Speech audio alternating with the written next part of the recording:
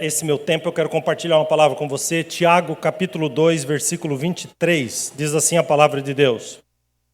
Cumpriu-se assim a escritura que diz: Abraão creu em Deus, e isso lhe foi creditado como justiça. E ele, Abraão, foi chamado amigo de Deus. Eu quero, nessa manhã, compartilhar uma palavra que tem um tema amigo de Deus, ou amiga de Deus. Nesse texto precioso que a gente acabou de ler, a gente olha para a vida de Abraão, e Abraão recebe um adjetivo maravilhoso de amigo de Deus. Tiago não inventou esse título quando escreveu esse versículo, porque Tiago, ele tomou isso como algo que veio da própria boca de Deus. E quando eu olho para isso, essa amizade, né, a ponto de Abraão ser chamado amigo de Deus, eu percebo que a nossa concepção de amizade, o nosso entendimento do que é amizade, quando a gente olha para esse versículo, é muito fraco. Até porque quando a gente vê a expressão amigo de Deus, a gente pensa num amigo nosso. E eu poderia dizer que a gente tem algumas classificações das nossas amizades, né? A gente chama de conhecido, aquele que você conhece, aquele que você já teve algum contato, você já viu, já foi apresentado, é um conhecido seu. Depois a gente escala isso para uma amizade e a gente chama de amigo. E aí, se a gente se tornar bem íntimo, a gente chama de irmão, né? Aquele é um irmãozão meu. Então, o amigo, no nosso entendimento, no nosso vocabulário, ele fica ali. É aquela coisa, não é muito próximo, também não é só um conhecido.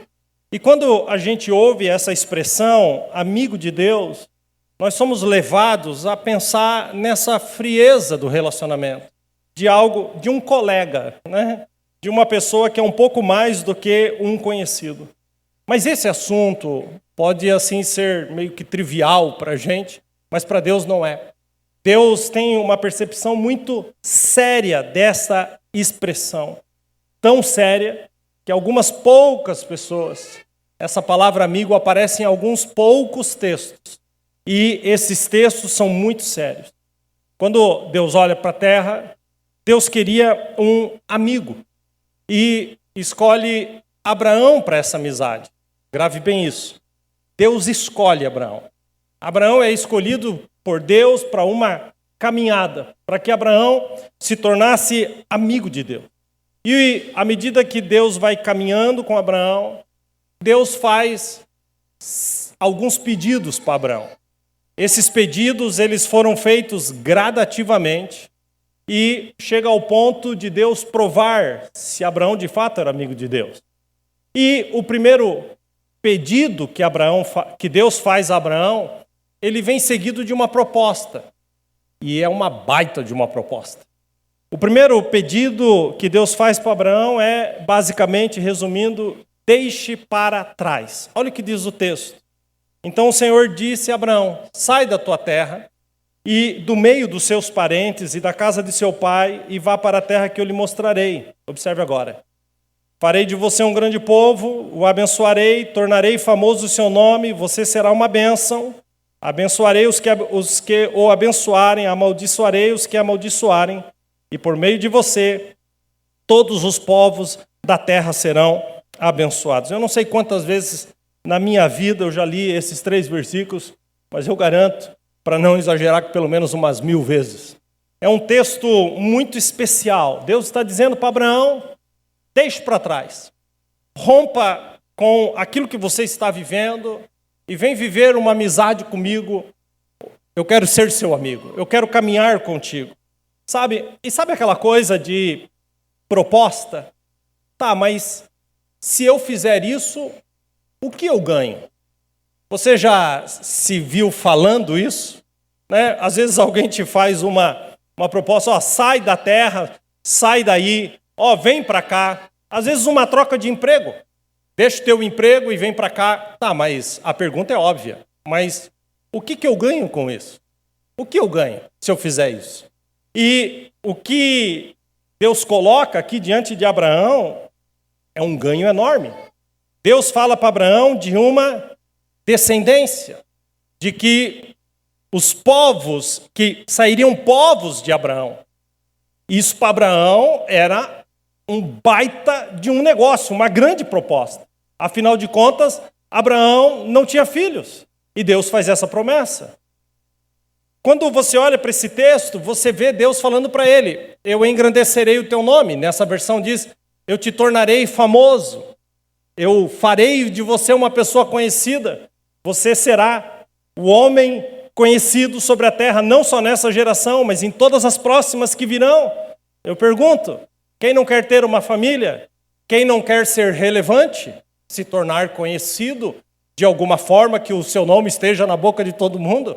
Isso é meio que um sonho de criança, se tornar conhecido, fazer um filme, participar de algo que o projete. Bom, Deus estava dizendo isso para Abraão. Ele continua e ele disse: você será uma bênção. Ele não diz apenas: eu vou te dar uma bênção, mas ele diz: você será a própria bênção. Olha o que é isso. Não se trata apenas de receber algo, mas de ser algo para alguém. Não basta apenas receber uma bênção de Deus, mas ser a própria bênção para alguém. E Deus ainda vai um pouco mais longe e diz: quem gostar de ti, eu vou abençoar, e quem não gostar, eu vou amaldiçoar. Ou seja, Deus está dizendo: eu estou comprando um lado, e é o seu lado, Abraão. Gente, essa proposta ela é maravilhosa. Abraão olhou para a sua cidade, já no auge dos seus 75 anos. Ele recebe uma proposta que talvez, para essa idade agora, seria um desafio, mas é uma proposta irrecusável. Ele olha para o lugar onde ele está, com os parentes que ele tem, com a casa do pai dele, no sentido do parentesco. Ele olha para empoeirada Ur dos Caldeus, não tinha asfalto em Ur dos Caldeus, não tinha internet 5G em Ur dos Caldeus. Ur dos Caldeus era no fim do fim, era lá onde o mundo faz a curva, era o fim, e a proposta era maravilhosa, e Abraão vai responder essa proposta. Uau, eu deixo para trás, e por que eu deixo para trás? Porque Deus está me fazendo, do ponto de vista de Abraão, uma proposta, e essa proposta, ela é irrecusável. Eu pergunto para vocês, será que a decisão foi tão difícil? Quem de nós aqui, nós nascemos para viver em família, e Deus estava prometendo isso para ele. Nós vivemos para, dentro da nossa geração, sermos relevantes, Deus estava dando isso para ele. Nós vivemos para alcançar bênçãos, e Deus não só estava dando bênçãos, como estava fazendo dele uma bênção. E diante dos desafios que Abraão venceria e passaria, Deus está dizendo: eu estou do seu lado, eu vou te abençoar. Sabe, qualquer um de vocês aqui se sentar e fizer uma análise, meu irmão, desculpa, é um sim de bate-pronto. Deus está chamando Abraão para uma amizade. Qual que é a minha parte? Deixar para trás. E o que é que eu ganho? Eu ganho descendência, eu ganho nome, eu ganho bênção, eu ganho proteção. Quem não quer isso? Bom, eu não sei você, mas para mim não precisaria muito pensar nessa proposta. Eu aceitaria rapidamente, deixaria tudo para trás para viver isso, para alcançar isso. Sabe, quando eu olho para a nossa entrada no Evangelho, quando nós entregamos a nossa vida para Cristo, eu vejo algo muito parecido. Deus nos chama a deixar para trás a velha vida, a velha natureza, e vir para Cristo. E em Cristo estão todas as bênçãos do Pai. É em Cristo que nós alcançamos aquilo que jamais alcançaremos fora de Cristo. Nós rompemos, nós vencemos, nós alcançamos. É quase que irrecusável, É por isso que Deus nos atrai com seu amor. Olha isso. A Bíblia diz em 2 Coríntios 5,17: portanto, se alguém está em Cristo, é nova criação. As coisas velhas se passaram e agora está surgindo coisas novas. Abraão estava indo para o novo. Vocês lembram do texto de Filipenses 3,13? 3,13, Paulo dizendo: uma coisa eu faço, esquecendo-me completamente das coisas que ficam para trás, eu avanço para aquelas que estão adiante de mim. Eu prossigo para o alvo, pelo prêmio da soberana vocação em Cristo Jesus. Coisas novas. Quando Deus nos chama, através do amor do seu Filho, para entrarmos no Evangelho, a gente vai para esse lugar, a gente alcança esse lugar, coisas novas. Sabe, eu aceitei isso. Eu aceitei o que Deus colocou diante de mim. Eu aceitei o que Deus colocou diante do meu coração. E aquilo inundou a minha alma. Eu quero ser um amigo de Deus. Quantos aqui entregaram a vida para Cristo? Levante sua mão. Dá para dar um glória a Deus por isso? Quantos aqui aceitaram a Cristo? Amém? Isso é precioso. Pastor, eu quero ser amigo de Deus. Quantos aqui querem ser amigos de Deus? Amém? Bom, Deus então vai fazer um novo chamado, vai fazer um novo pedido para Abraão. E o segundo pedido de Abraão, eu não quero que você perca do seu radar aí, se o primeiro é deixar para trás, o segundo é a consequência desse. Creia na promessa. Observe o texto. Percorra esta terra de alto a baixo, de um lado a outra, porque eu a darei a você. Quem recebe essa palavra? Eu vou ler de novo, para você ter uma segunda chance de receber isso. Olha o que Deus está dizendo. Percorra essa terra de alto a baixo, de um lado a outro. A promessa. E porque eu, o Senhor, a darei a você. Uau! Meu Deus! Que baita negócio! Que proposta fantástica! Porque Deus me mandou deixar para trás e eu estou agora alcançando as promessas que Ele fez. Eu estou alcançando aquilo que era a minha dúvida. O que eu ganho, Senhor, se eu deixar para trás? E o Senhor agora, quando Ele chega na terra, Deus manda que Ele percorra a promessa. O que antes era uma promessa, agora se torna uma realidade. É como se Deus dissesse para ele: pisa, Abraão, tudo que você pisar é teu. De uma ponta a outra, de norte a sul, de leste a oeste. Toma posse, Abraão, da promessa, porque eu estou dando ela nas tuas mãos. Quem aqui tem promessa de Deus, diga amém. Bom, se você não tem promessa e não tem a capacidade de levantar a mão, deixa eu lhe dizer que só na Bíblia Sagrada são 22 mil promessas para você. 22 mil. Bom, a gente sabe que quando Deus promete, Deus cumpre. Números 23, 19 diz que Deus não é homem para que minta, nem filho do homem para que se arrependa. Acaso Ele fala e deixa de agir? Acaso promete e deixa de cumprir? Em Josué, capítulo 21, versículo 4, Josué diz: de todas as boas promessas do Senhor, nenhuma delas falhou, todas se cumpriram. Sabe, Hebreus 6,13, falando de Abraão, diz: quando Deus fez a sua promessa a Abraão, por não haver ninguém superior a quem jurar, por quem jurar, jurou por si mesmo. Quando você faz uma promessa, você invoca alguém maior que você. É assim que funciona uma promessa. Ok? Você diz: eu prometo, no nome da minha mãe. Eu juro pelo nome da minha mãe, porque você invoca alguém superior a você. Eu juro pelo nome do meu pai, eu juro pelo meu pai, pela vida do meu pai. Agora, se a gente invoca alguém superior, aí o que o povo de Israel começou a fazer? A jurar pelo nome de Deus, e Deus foi e cortou isso. Porque isso se tornou algo aguado, supérfluo. Bom, mas a grande verdade é que a gente jura por alguém maior. Agora Deus vai jurar por quem? Então, por não ter ninguém maior do que ele, ele jurou por ele mesmo para Abraão. Eu juro por mim mesmo que aquilo que eu estou prometendo eu vou cumprir. Para pensar. Não é uma promessa de alguém, um vizinho, um amigo, um parente que está te fazendo, mas o próprio Deus. Escute o que eu vou lhe dizer. Todas as promessas de Deus na sua vida se cumprirão. Onde estão os amigos de Deus nessa manhã? Todas as promessas de Deus se cumprirão na sua vida.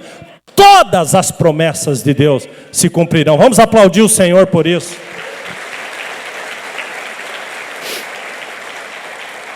Paulo escrevendo sobre isso em 2 Coríntios 1:20, mas eu quero muito ser amigo de Deus. Quem não quer? Amém? Vocês estão comigo? Quantos querem ser amigos de Deus? Olha isso, olha o que Paulo escreve.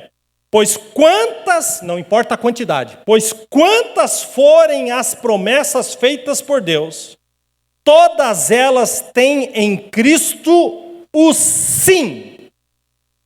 E por meio dele, por meio de Cristo, escuta a nossa parte agora, o amém, o assim seja, é pronunciado por nós para a glória de Deus. Vamos dar um amém para todas as promessas? Porque essa é a nossa parte. Todas as promessas de Cristo se cumprirão. Quem diz amém comigo? Amém! Todas se cumprirão. Eu não sei de você, mas eu quero ser amigo de Deus. Bom, então Deus faz mais um pedido para Abraão. E eu tenho certeza que você gostaria que eu já parasse aqui, porque está muito top. Uau, estou voando. Foguete não tem ré. Eu estou nas nuvens. Olha o que Deus fez comigo. Eu deixei para trás a minha vida de erros, de pecados. Olha tudo isso que Deus está fazendo. Todas as promessas estão se cumprindo. Isso é ser amigo de Deus? Eu quero ser amigo de Deus. Eu quero te dizer, sim, isso é ser amigo de Deus. Mas tem mais. Então, Deus vai fazer um terceiro pedido para o amigo dele. Qual é? Vamos ler juntos. Busque a perfeição. Vamos ler? Busque. Sendo, pois, Abraão, está ali o texto, da idade de quantos anos? 99 anos. Apareceu ao Senhor Abraão e disse-lhe, eu sou o Deus Todo-Poderoso. Anda em minha presença e sê perfeito. Eu não sei você, mas me deu uma incomodada agora. Porque do jeito que estava bom demais. O que eu ganho é maravilhoso. O que eu ganho é maravilhoso. Eu estou recebendo as coisas que eu ganhei porque deixei tudo para trás. Mas agora parece que o negócio está começando a virar para o meu lado. Ser perfeito. As conquistas, as promessas, os avanços, a proposta ali atrás foi muito boa. E eu aceitei. Mas agora, preste bem atenção, eu estou fazendo duas coisas. Estou pregando e orando para você se conectar a isso. Mas agora parece que está saindo do campo da vantagem para ir para algo muito pessoal. Agora não estamos falando só de vantagem. Talvez daqui para frente o glória a Deus saia até mais baixinho. Ou talvez nem saia. Porque a gente está acostumado a responder à vantagem, à bênção. Mas quando Deus olha e diz, ser perfeito, e eu não sei se você sabe que ser é o imperativo do verbo ser. O ser é usado, esse verbo é usado quando se faz um pedido. Ser aponta para outra palavra, tornar-se. Deus está dizendo para Abraão, eu sei que você não é, mas você precisa tornar-se perfeito. Abraão não era perfeito. Observe, Abraão já estava respondendo a Deus, mas Abraão não era perfeito. Não era, nem de perto, muito menos de longe. Mas Deus estava chamando ele. Deus queria que ele se tornasse perfeito. Isso aponta diretamente para um compromisso de santidade com Deus. Porque perfeição aqui, queridos, fala de caráter, de personalidade. Para ser perfeito, coisas precisam mudar na minha vida. E Deus nos chama a isso. Pastor, isso não é só para Abraão? Bom, deixa eu citar alguns textos. Mateus 5:48, Novo Testamento. A graça, já não o tempo da lei. Olha o que Jesus fala. Portanto, sejam perfeitos, como o perfeito é o Pai de vocês. Bom, nós estamos caminhando aqui. Colossenses 1:28, Paulo diz, nós proclamamos Cristo, advertindo e ensinando a cada um de vocês com sabedoria, para que apresentemos toda pessoa perfeita em Cristo. Bom, perfeito na Bíblia aponta para várias palavras. Para paz, para amor, para a palavra de Deus, para caminho. Quando eu falo de paz, eu posso citar Isaías 26:3. Tu guardarás, ó Deus, em perfeita paz, aquele cujo propósito está firme. Qual é o propósito? Ser amigo de Deus. Quando eu falo de amor, eu posso citar Colossenses 3:14. Acima de tudo, porém, revistam-se de amor, que é o elo da perfeição. Palavra perfeição. Se for para falar da palavra de Deus, Salmo 19:7, a palavra de Deus é perfeita e revigora a alma. Se for para falar de caminho, eu posso citar Salmo 18:30. Este é o Deus cujo caminho é perfeito. É um chamado à perfeição. A pessoa perfeita, posso dar alguns exemplos mais práticos? Pensa antes de falar. Não é precipitado no que fala. Olha o que diz Tiago 3:2.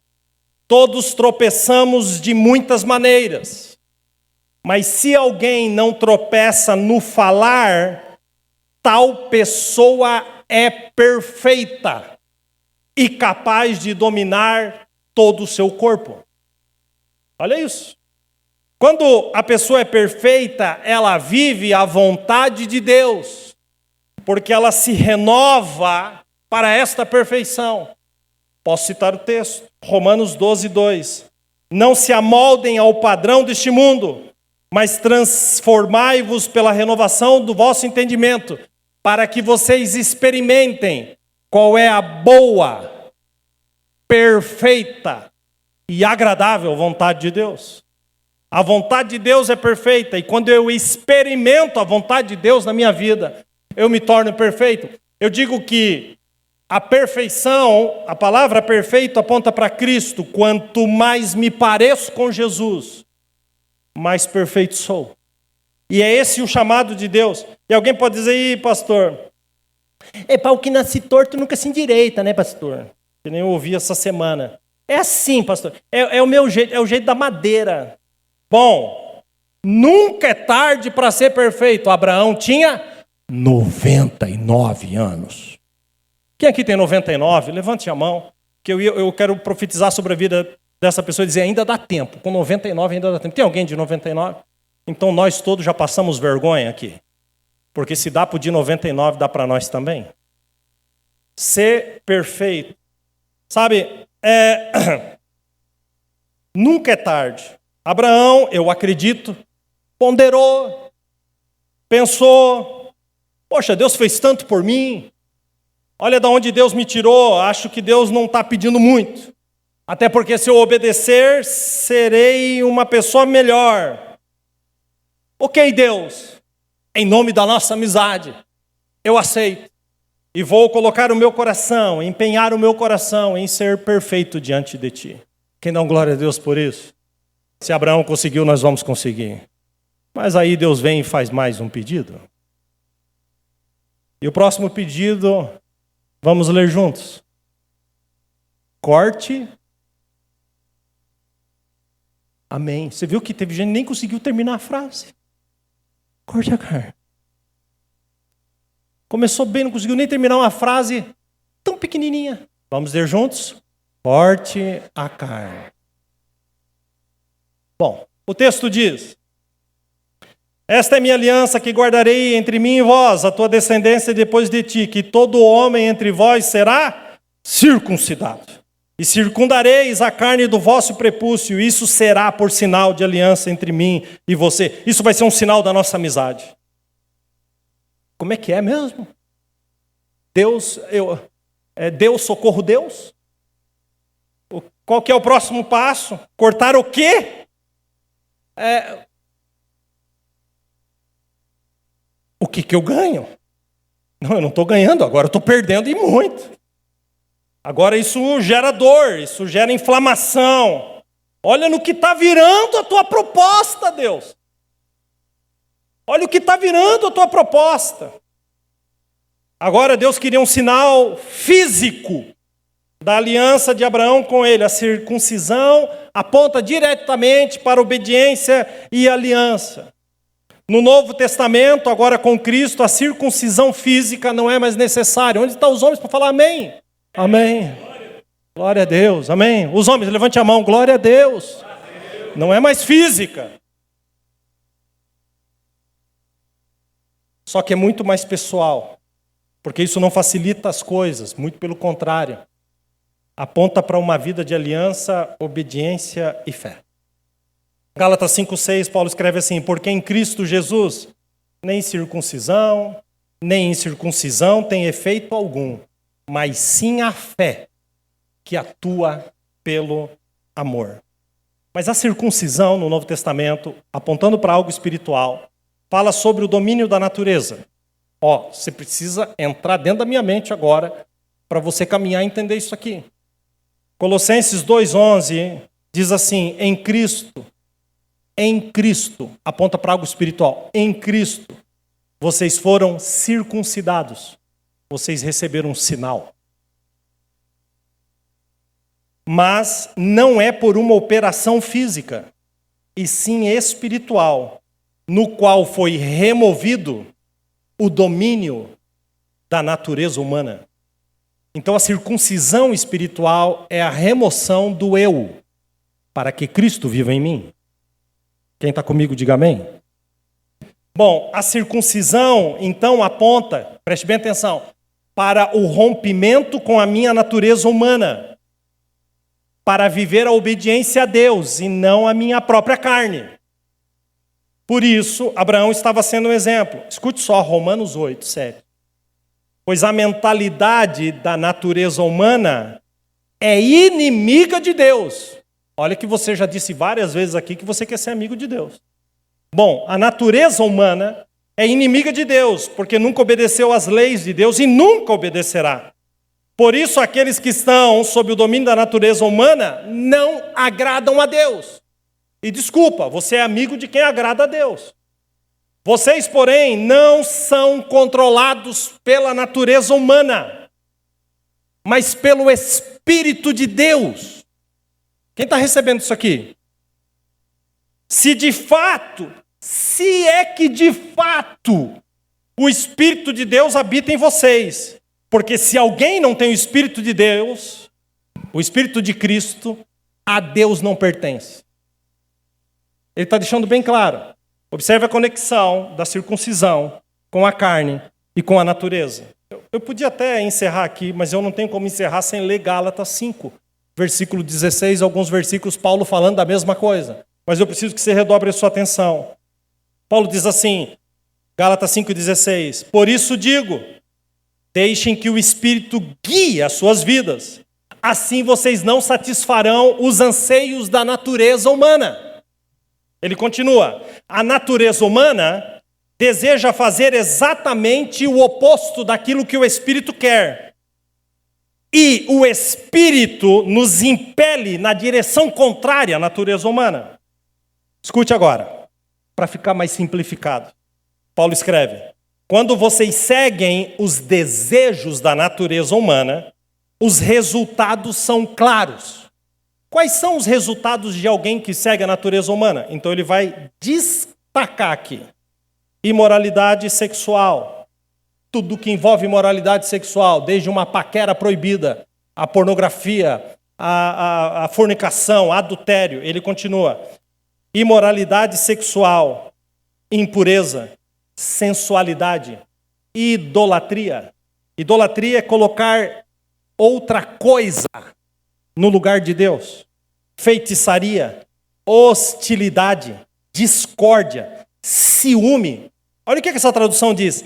Acessos de raiva. Vou repetir. Porque a tradução original diz gritaria. Mas você só entra numa gritaria quando você tem um acesso de raiva. Ele está falando que isso é da natureza humana. Alguém aqui já está quase dizendo misericórdia. Ambições egoístas, dissensões, divisões, inveja, bebedeira, festanças desregradas e outros todos pecados semelhantes a isso. Aí Paulo diz assim: repito que quem pratica essas coisas não herdará o reino de Deus.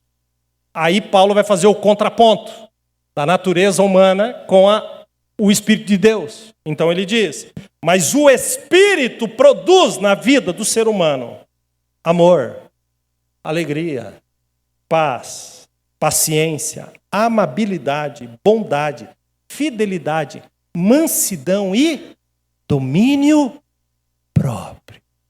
Olha a diferença de quem está sujeito ao Espírito de Deus e de quem está sujeito à natureza. Aqueles, ele termina dizendo, que pertencem a Cristo Jesus, crucificaram as paixões e os desejos da sua natureza humana.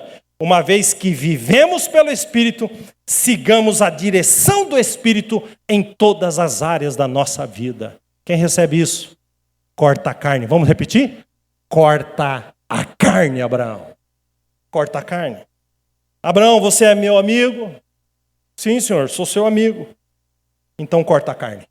Bom, esse aí é o versículo 10 de Gênesis 17. 13 versículos para frente. Gênesis 17, 23 diz assim: naquele mesmo dia, Abraão tomou seu filho, todos os nascidos na sua casa, todos os que foram comprados, e os circuncidou como Deus lhe ordenara. Quando foi? Naquele mesmo dia. Querido, não se trata de um processo, se trata de um rompimento. Receba isso em nome de Jesus. Rompa hoje com a natureza humana e deixe que o Espírito de Deus guie a sua vida. Receba essa palavra. Bom, a Bíblia diz no 24 que Abraão tinha 99 anos quando foi circuncidado. Nunca é tarde. Finalmente, Deus vai fazer um pedido derradeiro para o seu amigo Abraão. Vamos ao último. Me entregue aquilo que você mais ama. O último pedido. E aconteceu depois dessas coisas que provou Deus a Abraão. Provou o quê? A amizade. Abraão, e ele disse: eis-me aqui, e disse: toma agora o teu filho, teu único filho Isaque, a quem amas, e vai-te à terra de Moriá, e oferece-o ali em holocausto sobre uma das montanhas, que eu te direi. Eu não sei você, mas como é que é o negócio? Deus é assim. Eu deixei o mundo, eu vim, a proposta era maravilhosa, eu estava desesperado, a minha vida estava arrebentada, e tu me atraiu, tu me buscou, eu entreguei a minha vida a ti, e tu me abençoou. Muitas coisas mudaram na minha vida, mas de repente tu começou a apontar para mim, tu começa a dizer: tu tem que ser perfeito. De repente tu olha para mim e diz: corta a carne. Ok, Senhor, mas agora não é mais sobre mim. Agora é sobre o meu filho. Mas nunca foi sobre Isaque, necessariamente falando. Eu imagino que Abraão deve ter pensado: é sobre o meu filho. É sobre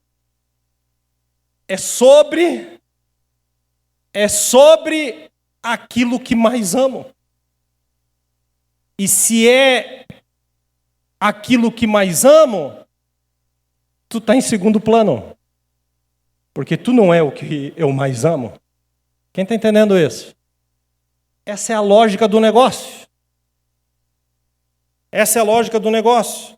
Me entregue aquilo que você mais ama. E vamos até as últimas consequências. Sabe, eu não sei até onde você ama a Deus. Mas a gente deveria se envergonhar disso daqui, porque a maioria de nós abre mão de Deus por qualquer coisa. Qualquer coisa. Coloca Deus em segundo plano. Eu acho que Abraão congelou. Aquele menino era o sol da sua vida. O seu milagre. O filho da promessa. Não se tratava mais de uma proposta de benefícios. Agora era ultrapessoal. Tocava o mais íntimo, tocava na junta do espírito e da alma de Abraão. E agora, Abraão, sabe o que diz o versículo seguinte? Na manhã seguinte, Abraão levantou-se, preparou seu jumento, levou consigo 2 de seus servos, pegou Isaque, seu filho, e depois de cortar lenha para o holocausto, partiu para o lugar que Deus lhe havia dito. Abraão disse: se tu quer o que eu mais amo, eu vou levar. Você conhece a história, eu não vou me deter aqui. Abraão sobe aquele cume do monte, amarra seu filho em cima do altar do sacrifício, levanta um cutelo para parti-lo, para matá-lo, porque Deus havia pedido. Então Deus brada do céu. Vocês conhecem a história. Abraão, Abraão, agora eu sei que tu não está comigo por causa dos benefícios,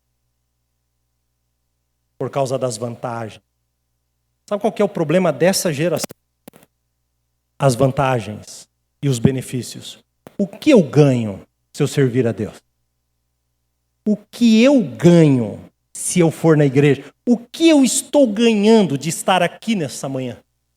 O que tu tem para me dar, Deus, já que eu estou aqui?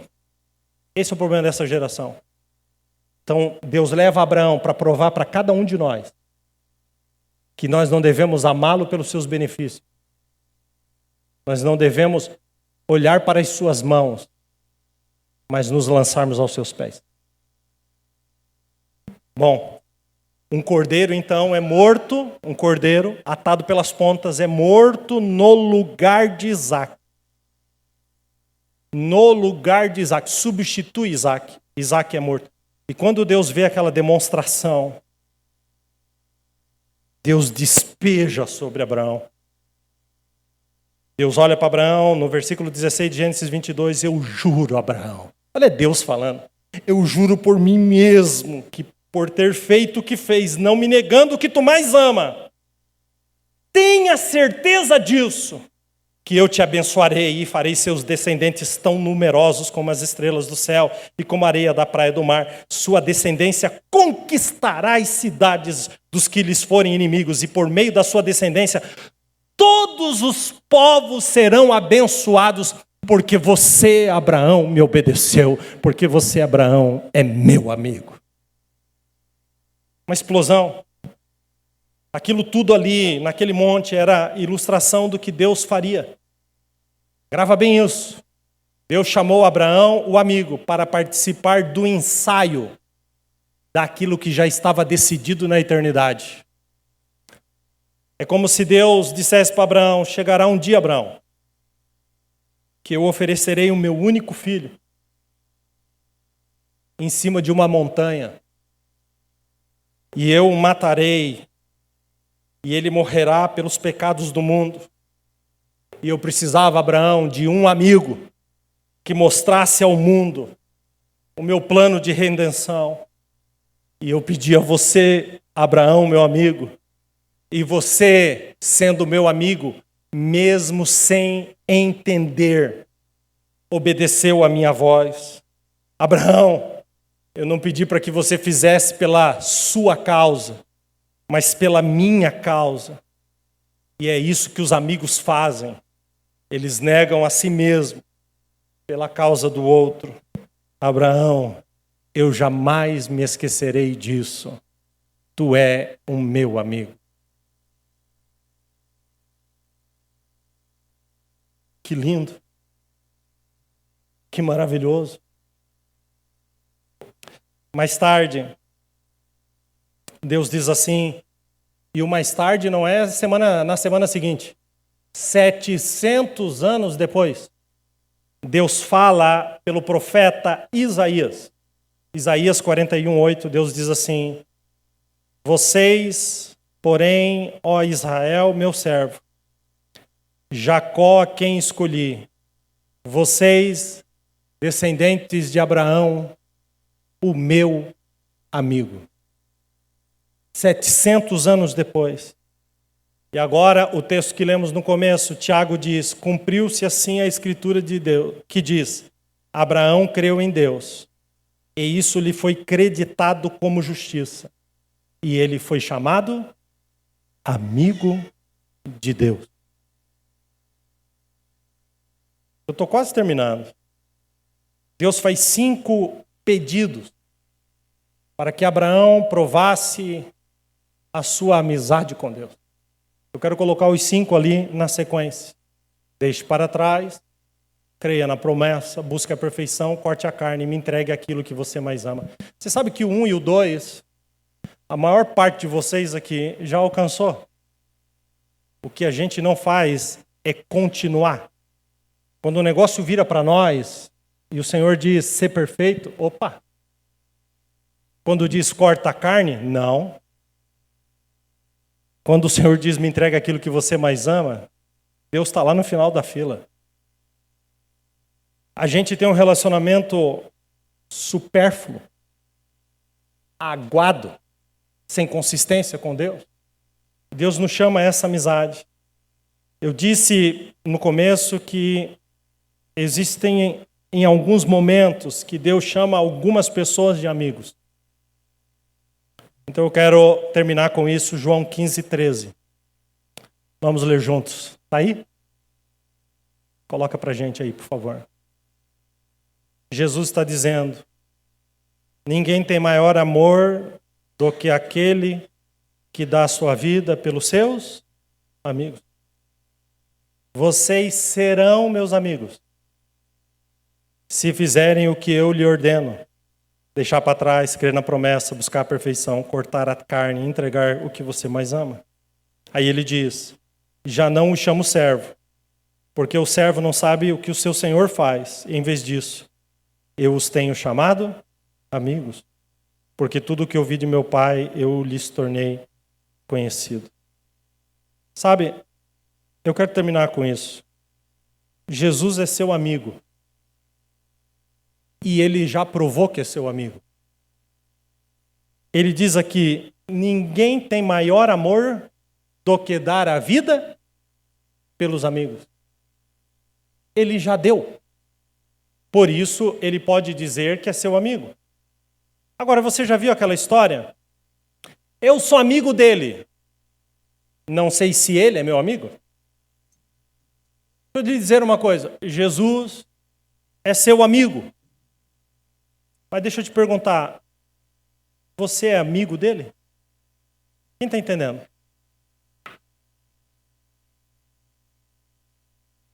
Ele não precisa provar mais nada que é teu amigo. Mas nessa manhã, o Senhor está te chamando para uma caminhada. Olha só, sabe quem foi chamado de amigo? Judas.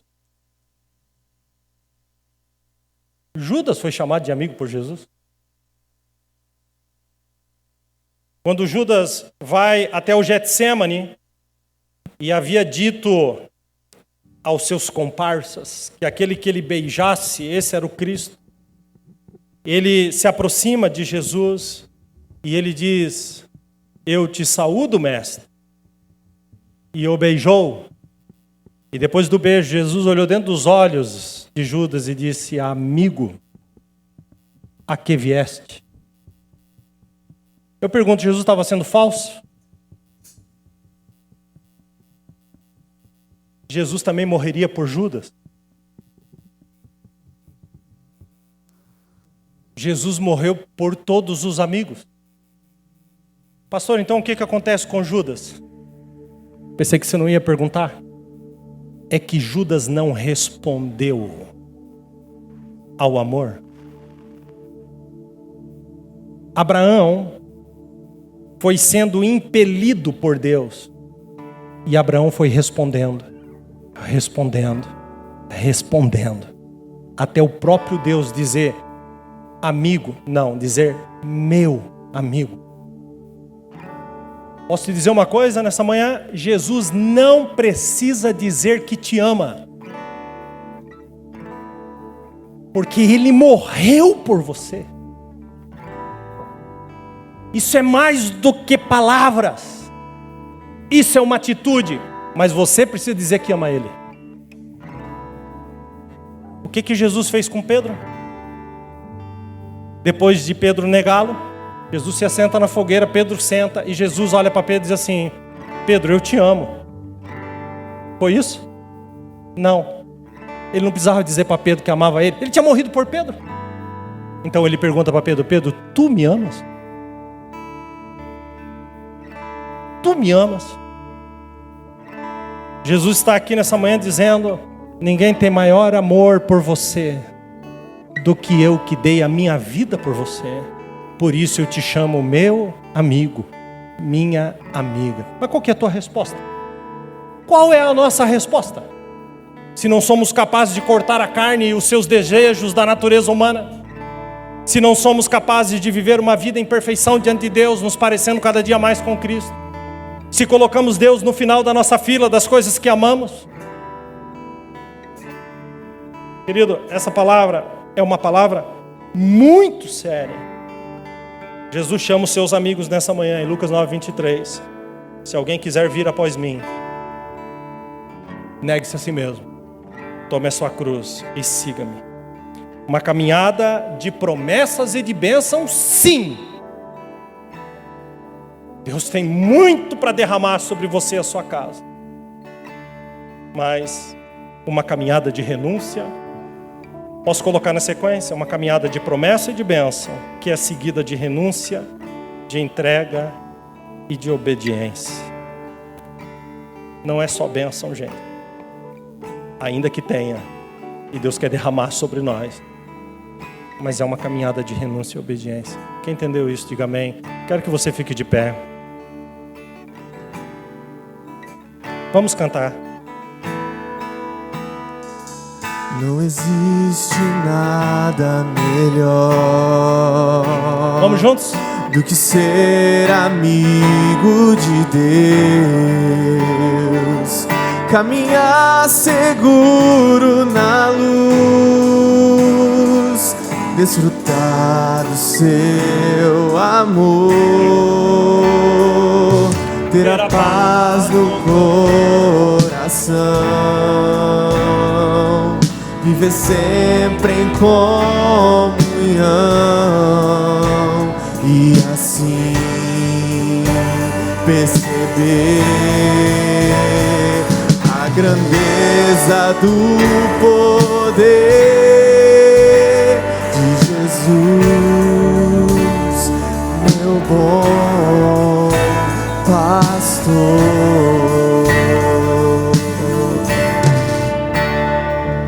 Não existe nada melhor do que ser amigo de Deus, caminhar seguro na luz, desfrutar do seu amor, ter a paz no coração, viver sempre em comunhão e assim perceber a grandeza do poder de Jesus, meu bom pastor. Eu quero fazer uma oração nessa manhã. É um grande desafio para a sua vida. Ninguém cresce, ninguém amadurece se não for confrontado. E a palavra de Deus, ela nos confronta. Ela nos leva e precisa nos levar a uma profunda reflexão. Deixar para trás o mundo, crer nas promessas de Deus, mas também buscar a perfeição. Sabe, quando você fala, é você falando ou é Jesus falando? As suas atitudes são do domínio da natureza humana ou do domínio do Espírito Santo? Sabe, quando ele fala de cortar a carne, ele aponta diretamente para isso. E seja sincero nessa manhã.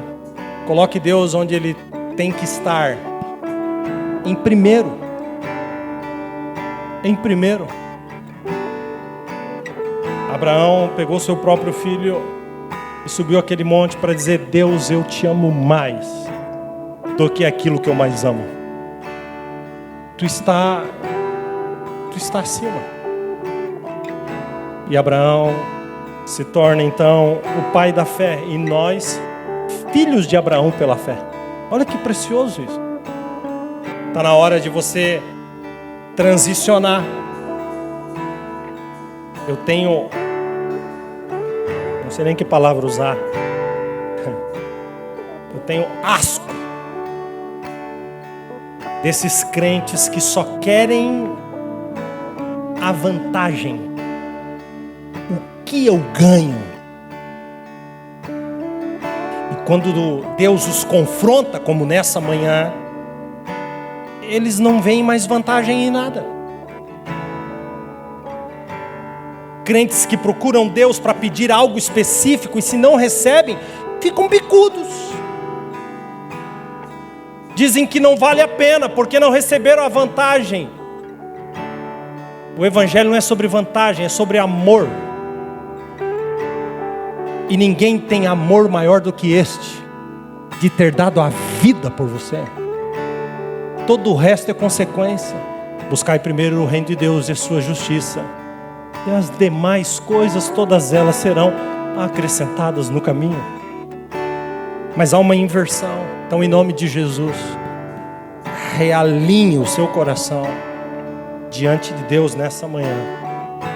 Realinhe o seu coração diante de Deus nessa manhã e viva uma vida piedosa diante do Senhor, porque é para isso que você nasceu nessa geração.